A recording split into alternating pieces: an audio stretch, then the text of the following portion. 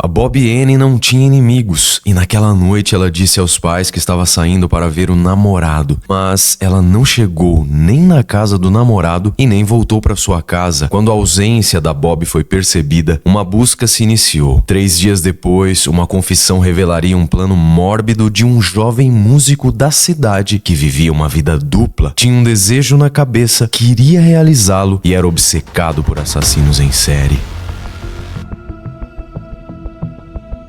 Fala, abduzidos, tudo bem com vocês? Eu sou o Marcos Campos, sejam todos muito bem-vindos. Vocês já sabem, mas não custa lembrar, toda semana tem 3 episódios novos por aqui, então se você gosta de true crime, histórias reais, de mistérios e crimes, te convido a se inscrever, acompanhar o canal, ativa o sino, porque é importante para você receber o pop-up aí da notificação quando os conteúdos novos saem, combinados?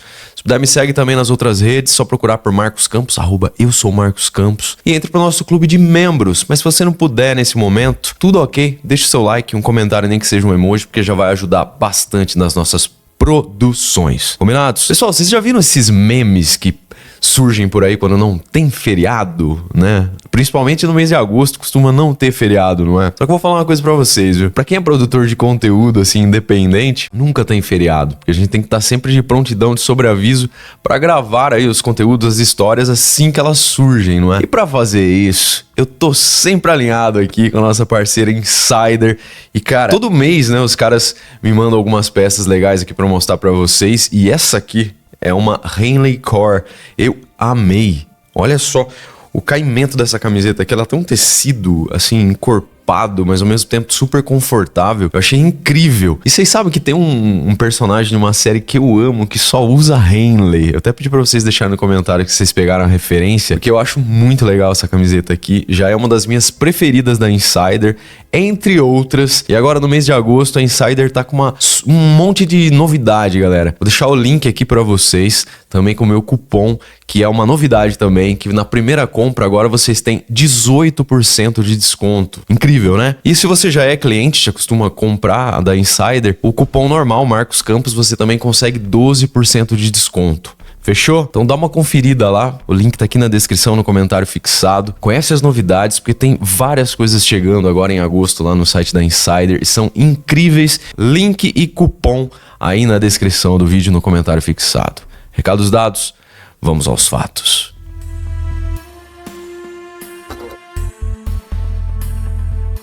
Bom, pessoal, a nossa personagem central do episódio de hoje é a Bobbie Anne, uma inglesa de 18 anos de idade. Ela tinha só 18 anos quando tudo aconteceu. A Bobbie era uma menina super meiga, delicada, ela tinha 1,50 m de altura, ela parecia ser bem mais jovem do que ela realmente era. Todo mundo que falou da Bobbie falou com muito carinho dela. Pelas fotos a gente consegue perceber que ela era uma menina super vaidosa, né? Gostava aí de fazer suas selfies, postar nas redes sociais, enfim, ela fazia atividades aí comuns para uma menina de 18 anos. A Bobbie Anne morava junto com seus pais e seu irmão. Os pais dela são a Donna e o Adrian, e o irmão é o Lee, que inclusive falou com muita emoção da Bobbie, né, quando tudo ocorreu, dizendo que eles eram grandes amigos, faziam muitas coisas juntos. Enfim, galera, não só a família, como todos os amigos, os conhecidos da Bobbie falaram com muito carinho dela, que ela era uma pessoa gentil, leal, acima de tudo, o que explica o fato dela ser considerada uma pessoa muito querida por todos, né? Todos falaram com bastante carinho dela. E a Bobbie, com a sua família, moravam na cidade de Plymouth, no Reino Unido, na Inglaterra. E Plymouth é uma cidade ali na Inglaterra com cerca de 260 mil habitantes à época dos fatos. O que nos mostra que não é uma cidade nem tão pequenininha, mas também não tão grande a ponto de ter um índice de criminalidade muito elevado, né? Na verdade, o que aconteceu no caso da Bobbie aí é que tinha um cara lá na cidade que começou a se desvirtuar, né? Se revelou um monstro que vivia uma vida dupla, apesar de estar disfarçado como um músico ali da cidade que ninguém suspeitava de nada. Mas falando ainda de Plymouth, lá no Reino Unido, ela é a segunda cidade em termos aí de área construída na região sudeste, lá da Inglaterra, ficando atrás apenas de Bristol. E quando eu vi essa informação aqui, eu lembrei, inclusive, que Bristol foi o palco aí de um dos crimes mais brutais lá da Inglaterra também. E eu apresentei esse caso aqui no canal há bastante tempo, lá no comecinho do canal. Não sei nem se eu vou indicar pra vocês darem uma olhada nesse vídeo, que é o caso da Beck Watts, né? Que o meio-irmão dela fez uma coisa terrível com ela, com a ajuda da namorada dele. Um caso, assim, bem bizarro que aconteceu lá. Muito bem, então o que a gente tem aí da biografia da Bobbie Anne é isso, o contexto, né, de onde ela vivia, uma cidade que não tinha, assim, um índice de violência muito grande, tanto é que aconteceu o que aconteceu com ela em uma atividade comum que ela fazia, né, ela costumava fazer o que ela fez naquele dia quando ela desapareceu.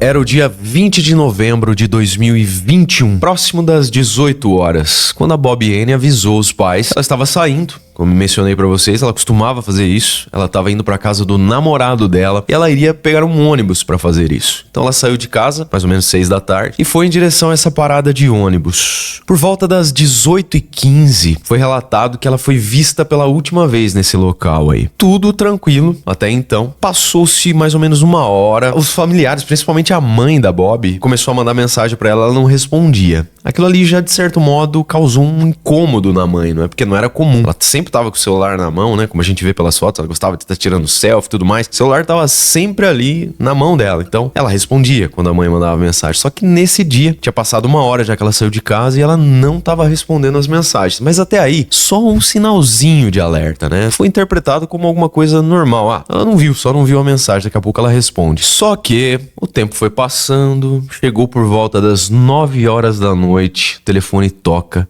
e é o namorado da Bobbie Anne. O namorado perguntando cadê ela, porque ela não tinha chegado na casa dele. Ah, e a partir desse momento aí sim, né, aquilo que era só uma chamazinha de preocupação se transformou num holofote, né? A família era bem unida, todos ali se comunicavam, né? Ninguém fazia nada sem avisar. Então, quando o namorado ligou e jogou essa bomba aí no colo da família, aí a coisa começou a ficar séria. Então, logo de cara, eles saíram, né, pra procurar pela Bobbie Anne ali na região do ponto de ônibus onde ela foi vista pela última vez, por volta das 6h15, 6h20, como eu falei pra vocês. Começaram a procurar ali, o irmão já colocou uma postagem nas mídias sociais dele, perguntando, alguém viu minha irmã e tal, e começaram aquelas buscas ali mais informais. O tempo foi passando, nada da Bobbie, telefone não atendia, ninguém sabia onde ela tinha ido. A partir desse momento, eles vão à delegacia e comunicam o desaparecimento da Bobbie, e a partir daquele momento, uma busca oficial pela garota começa, uma busca realmente maciça, né? Procurando por toda a região ali da cidade, o ponto de ônibus. As pessoas falam com várias testemunhas, mas a única pessoa que viu a Bobbie naquele dia foi por volta das 6h15, 6h20 e depois dali ninguém mais a viu. Ela simplesmente desapareceu. As investigações vão avançando, né? Essas investigações preliminares, e infelizmente não demorou muito para que uma descoberta macabra fosse feita.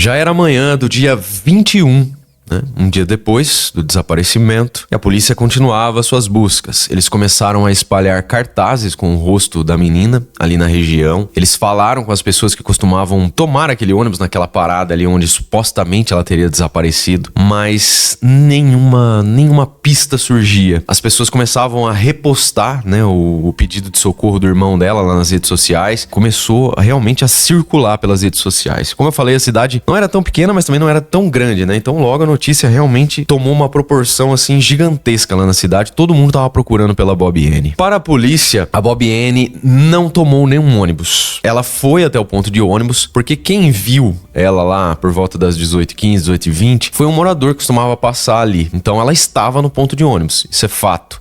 Mas ela não tomou nenhum ônibus segundo a investigação, a linha de investigação. A polícia fez ali um perímetro principal de buscas nessa região do ponto, refez o caminho que ela fez a pé, né, da casa dela até o ponto, mas nada, não tinha nenhum vestígio que demonstrasse que a Bobbie Anne tinha tomado outro caminho, tinha feito algum encontro com alguma pessoa que até então não foi identificada. Ela chegou no ponto e evaporou. Mas será mesmo? E aqui, pessoal, me fez até lembrar de uma cena da série que tá rolando aí na Netflix. Não Vamos Nos Calar. Acho que é isso o nome da série, que tem aquela adolescente que aborda ali negócio de violência íntima e tudo mais, né? E tem uma cena que ela foge de casa, né? Sai escondida de casa pra ir a uma festa com uma amiga e ela vai até uma parada de ônibus, noite também, né? E aí do nada chega dois caras num carro lá, conhecidos dela, né? Mas dá um medo, né? Na hora que você vê esses caras chegando, a menina sozinha naquele ponto deserto. E ela acaba entrando no carro, né?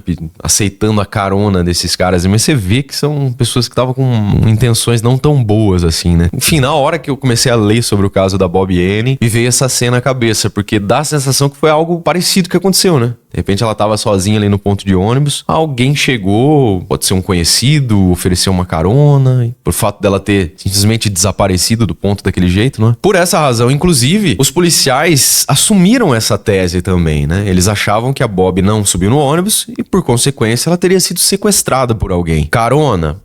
Talvez, mas eles, como ela não aparecia, não atendia o telefone, não dava sinal de vida, a tese de sequestro era evidente. Bom, depois disso, procedimentos comuns começaram a acontecer, né? Os oficiais começaram a usar as mídias normais para pedir ajuda, né? Qualquer pessoa que tivesse qualquer informação era para entrar em contato, né? Muitos oficiais estavam trabalhando ali na região e eles começaram, paralelamente a essa busca física pelos locais, começaram a fazer as investigações tecnológicas, né? Fazer o rastreio do telefone dela, onde estava. Toda vez que chamava o celular dela, caía direto na caixa postal. Então tava um pouco complicada essa análise para saber, mas ainda assim, apesar de cair direto na caixa postal, eles conseguiam fazer a localização de onde essa chamada estava indo, né? Então eles conseguiram determinar que o telefone dela ainda estava na cidade. Só fazendo um parêntese aqui, né, que eu não vou nem comentar muito sobre o namorado, apesar de vocês estarem, tenho certeza, pensando nele, né? Como é natural em todo caso, assim, desaparecimento, né? Crimes contra pessoas que têm um relacionamento. Ele foi, sim, ouvido, foi investigado ali preliminarmente, mas logo a polícia descartou. Né? Ele tinha um álibi ali, inclusive ele ligou lá perguntando por que a Bobbie não tinha aparecido, né? Então ele conseguiu provar que ele de fato ficou na casa dele o tempo inteiro esperando por ela, desde aquela janela de tempo que ela saiu da casa dela até ser notada aí o desaparecimento. Bom, o telefone estava na cidade, mas eles não conseguiram localizar o local exato onde ele estava. Mas eles nem precisaram. Por quê?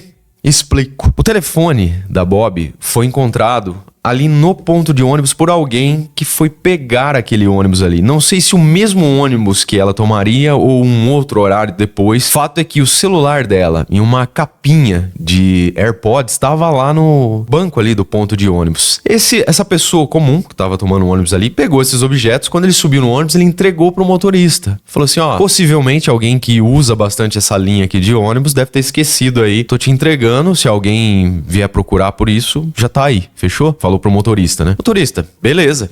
Isso daí foi naquela noite anterior, na noite do desaparecimento dela, né? O tempo foi passando, as notícias foram tomando uma proporção gigantesca, né? Como eu mencionei. E o motorista acabou vendo essas notícias, né? Tomou consciência de que tinha uma menina desaparecida. Na hora, ele ligou os fatos. Falou, será que esse celular e essa capinha aqui é dela? Então ele procurou a polícia e entregou os objetos para a polícia. Enquanto isso, as buscas continuavam. E quando o motorista entregou os objetos, né, para as autoridades, já nem precisava mais de muitas análises para saber onde a Bobbie estava. Porque, infelizmente, no dia 23 de novembro, 3 dias depois do desaparecimento, a polícia anunciou que um corpo tinha sido encontrado.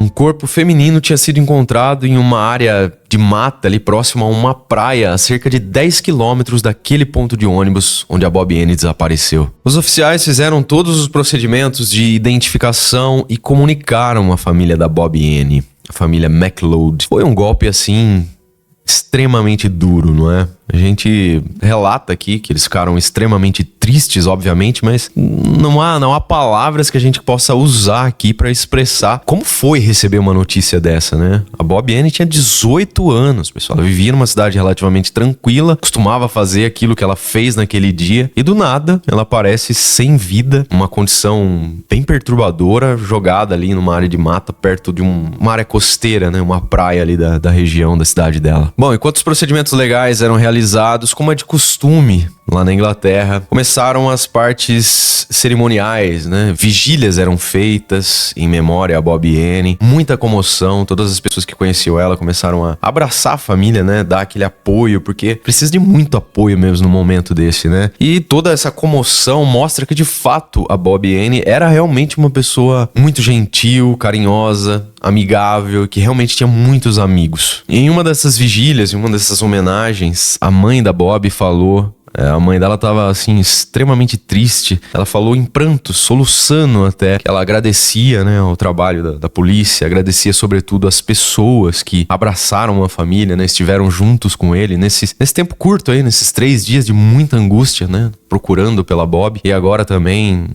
nessa confirmação, né, de que o corpo dela tinha sido encontrado, abraçaram, né, ficaram em luto junto com a família, e foi apesar da imensa tristeza, da dor, foi uma comoção bonita, né, um abraço ali emocionante pra toda a família. E o irmão da Bobbie Anne, o Lee McLeod, fez uma postagem muito emocionante na rede social dele, postou uma foto dele com a Bobbie quando eles eram crianças, né? Foto de infância. Eles estavam sorrindo, usando o uniforme da escola que eles frequentavam. E no texto dessa foto aí, o Lee McLeod escreveu o seguinte, vejam.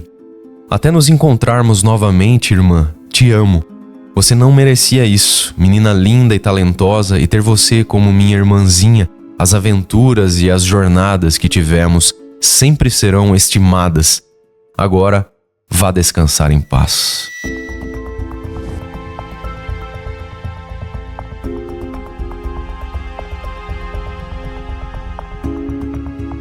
Bom, falando agora um pouco pra vocês sobre a descoberta do corpo, aconteceu da seguinte forma. Primeiro eu vou falar como o corpo tava lá e depois como os policiais chegaram até lá, né? Afinal de contas, tava numa área de mata, meio isolada lá perto dessa praia. O corpo tava nu, né? O que de cara levantou suspeitas da polícia aí de algum abuso. Mas a perícia, né? Os exames necroscópicos confirmaram que ela não tinha sofrido qualquer tipo de abuso íntimo. O que foi constatado é que havia 14 ferimentos profundos na região da cabeça, do rosto. Então ela realmente sofreu bastante pra perder a vida. E na realidade, a polícia não encontrou o corpo ali por acaso, tá? Por incrível que pareça, o próprio assassino confessou onde estava o corpo da Bobbie Anne. Isso não é tão incomum assim, não é? Mas realmente foi algo que chamou atenção pela naturalidade como o réu confesso conduziu toda a situação, o que mostra que ele já tinha um plano, aquilo foi premeditado, ele criou uma fantasia mórbida na cabeça dele, ele queria colocar em prática e naquela noite ele saiu à caça para realizar o seu desejo sombrio e infelizmente a Bobbie Anne cruzou o caminho dele ao acaso. Pois é, pessoal, foi um crime completamente ao acaso.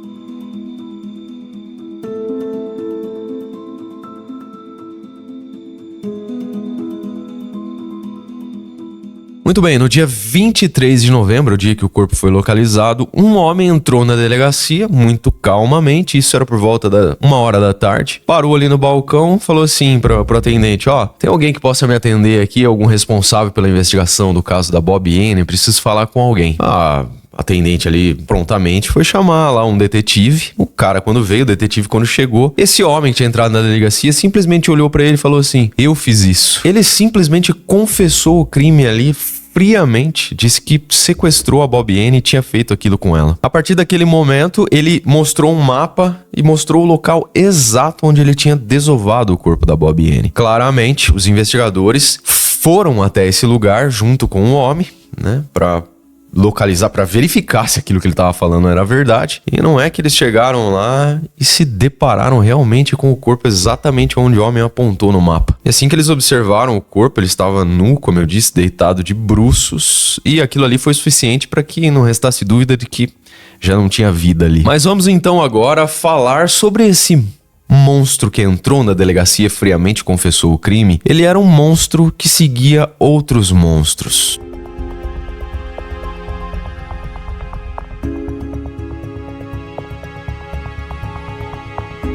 Cody Ackland, ele tinha 24 anos, era de certo modo conhecido ali na região porque ele era guitarrista e principal guitarrista de uma banda e também compositor, uma banda de indie rock lá da cidade de Plymouth, uma banda chamada Hakuda. Só que, além dessa atividade comum de músico, ele também guardava um segredo. Ele era aficionado por serial killers. Ele era uma espécie de fã fã de serial killers. E por conta dessa não sei nem que nome dá pra essa, né? Pra esse sentimento dele de ter admiração por esses serial killers, ele começou a fantasiar e queria bolar um plano pra realizar essas fantasias distorcidas da cabeça dele e assassinar alguém. Só pra vocês terem uma ideia, o Cody aí era fã principal do Ted Bundy, do Golden State Killer, também do Fred West, entre tantos outros nomes bem conhecidos aí, né? Principalmente no universo de True Crime. E esse detalhe da vida do Cody foi constatado através do histórico de buscas que ele fazia na internet, principalmente próximo ali da data em que ele realizou o assassinato da Bobbie Anne. Ele tinha muitas pesquisas na internet sobre esses caras aí e outros nomes também, como por exemplo Andrei Chikatilo, sabe? Os piores serial killers aí da história. O cara tinha fascínio,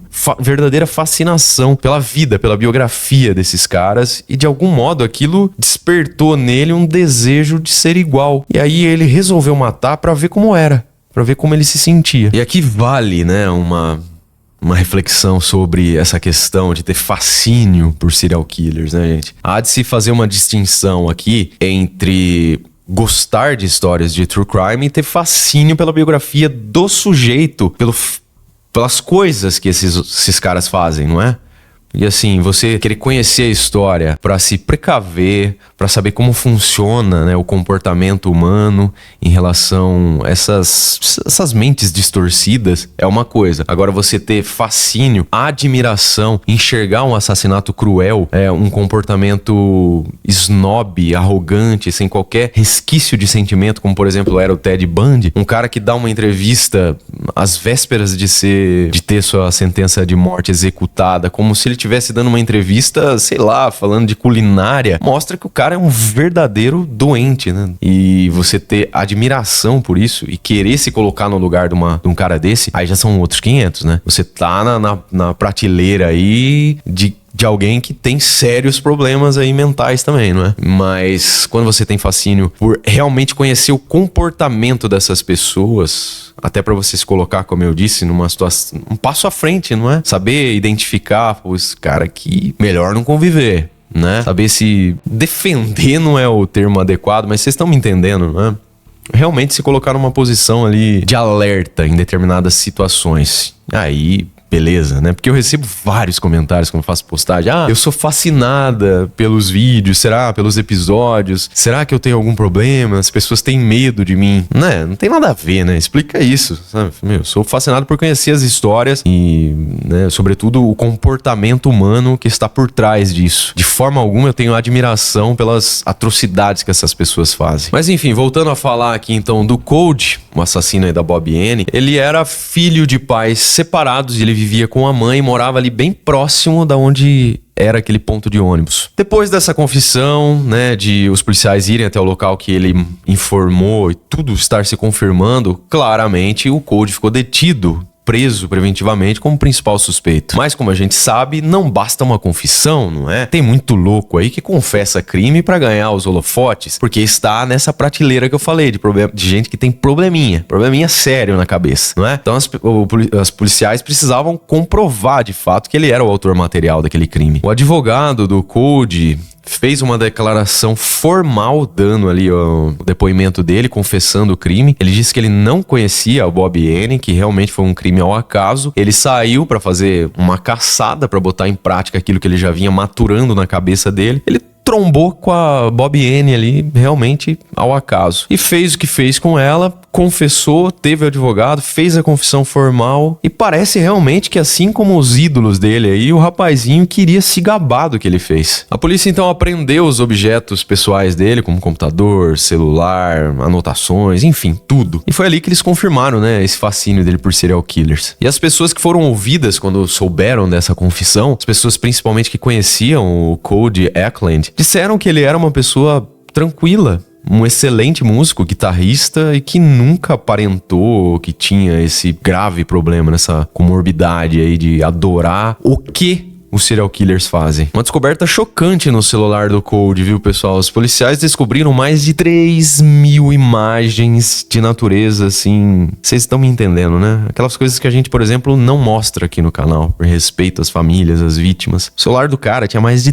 3 mil dessas imagens. E alguns dias antes do crime, ele tinha pesquisado na internet sobre locais desertos, ali na localidade onde tudo ocorreu. Pesquisou sobre luvas, máscaras, roupas à prova d'água, visitou lojas online onde ele pudesse comprar armas, sabe? Tudo muito suspeito, não é? Então, com a confissão e com todas essas provas surgindo, ele já estava encurralado, não tinha o que fazer, né? Mas aí a confirmação, né, da autoria material estava cada vez mais próxima e ele cada vez mais próximo da condenação.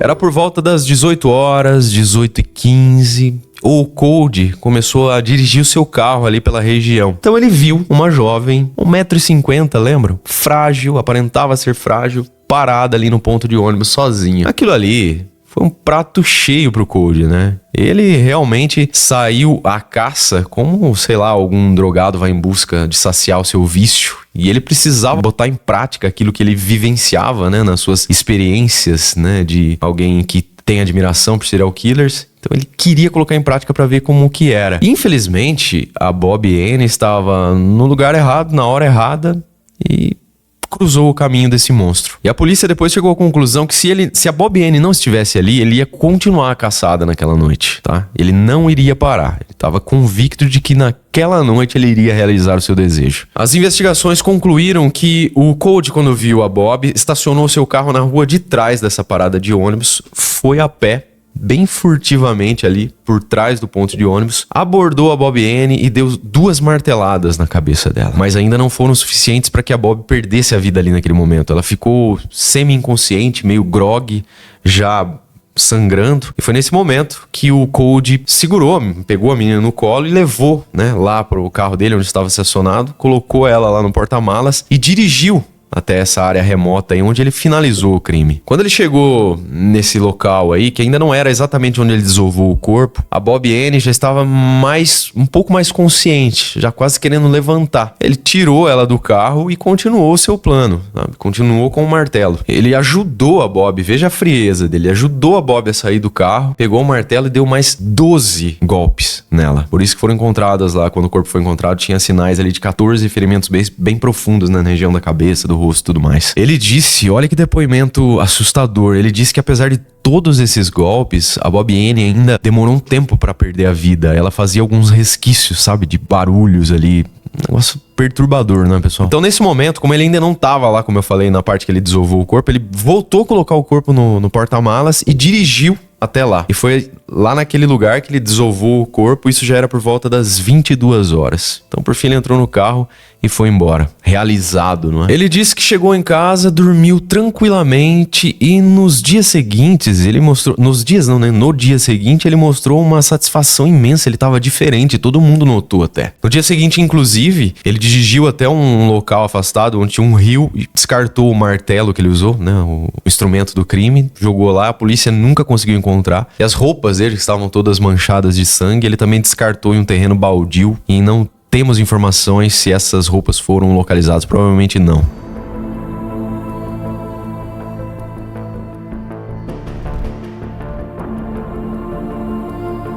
No dia 21, né, quando a família tava no auge daquela angústia do desaparecimento da Bobbie Anne, o músico aí, o Cold, tava de boa, fazendo a sua festa, curtindo a vida nos pubs, com seus amigos. Inclusive os amigos deram depoimentos depois que souberam de tudo isso, afirmando que o Cold estava especialmente alegre naquele dia, diferente. Parecia que ele tinha acontecido alguma coisa com ele e que ele tava assim, entusiasmado. O que mostra que ele realmente tinha premeditado isso há muito tempo e ele tava ali, sabe, né, pra botar em prática esse plano. Será que ele gostou de matar? Sim, ou com certeza. Muito bem. No dia 22 de novembro, o Cold continuou sua diversão normal. Ele foi ao cinema, continuou se divertindo.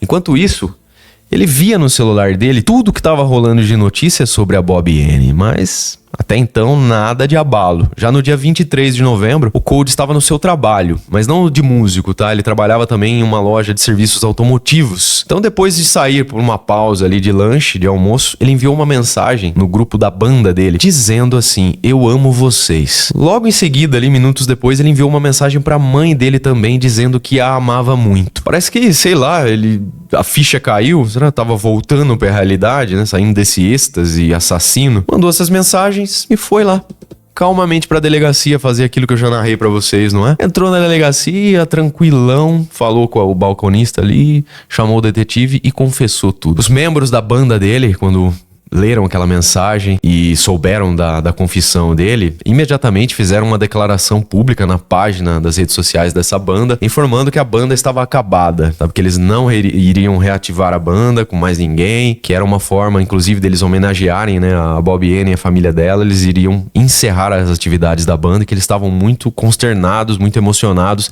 tristes e prestavam ali suas condolências à família dela.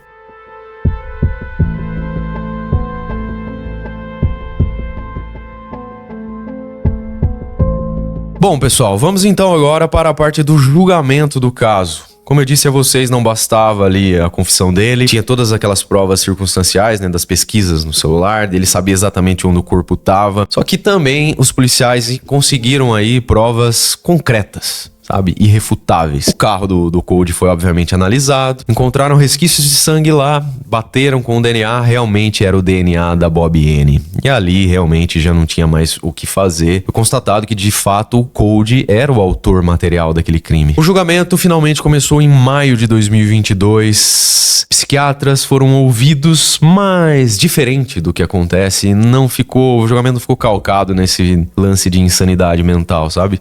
Ficou comprovado que ele estava perfeitamente apto a ser julgado. A única coisa que alguns psicólogos constataram ali é que ele tinha um diagnóstico de TDAH, dislexia e também depressão e ansiedade. Além disso, seguiu-se normalmente os ritos processuais. O juiz fez uma declaração forte afirmando que a Bobby Anne tinha toda uma vida pela frente e a sua vida foi arrancada selvagemente pelo Cold. Ela era uma pessoa jovem, muito amada, e a morte dela causou uma indignação e, sobretudo, muito medo naquela região do país. Um crime totalmente sem motivo.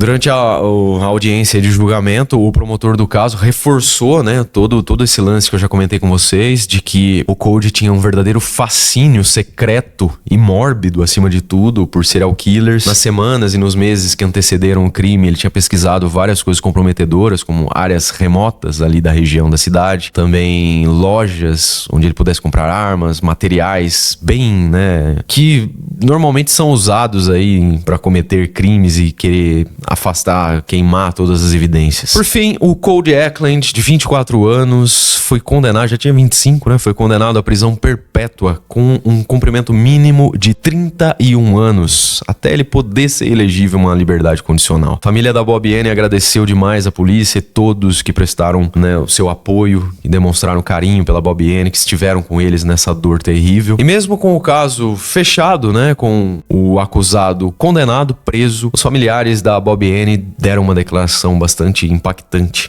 Vejam, nunca haverá nada que o sistema de justiça possa impor perto do que você merece, porque você fez o que fez e depois a jogou fora como um lixo. Pois é, pessoal, realmente a dor dessa família pode ter sido amenizada, né, com a justiça aí terrena sendo feita, mas essa cicatriz jamais será apagada, essa dor jamais será abafada definitivamente. Que caso, não é, meus amigos? Pena, não é? O que é o acaso na vida das pessoas? Uma história que realmente coloca uma situação de medo na gente, né? Porque nunca sabe com quem você tá lidando, você nunca sabe com quem você vai encontrar, não é? Sobretudo mulheres, né? Que já têm essa condição, esse medo constante na vida delas, né? Pelo fato de serem mulheres. Pega um folgado desse daí, né? Que pelo simples fato de ser homem, eles já intimidam, né? Como vocês acham que... O que poderia ser feito para que elas conseguissem, né, ter ali uma paridade numa situação dessa de confronto com um homem? Como elas podem se defender? O que vocês acham? Deixa aí nos comentários, uma reflexão importante, né? Será que a Bobby Anne poderia ter alguma coisa ali, fazer alguma coisa que ela pudesse ter salvo a vida dela? e não ficar à mercê de um doente louco desse que tinha ali uma tara em cometer um assassinato e pegou a menina porque ela era frágil, tava ali sozinha no ponto de ônibus. O espaço terapêutico dos comentários está aberto aí pra gente trocar uma ideia mais sobre esse caso, fechou? É isso. Muito obrigado por sua companhia, um beijo do Ruivo e até o próximo episódio.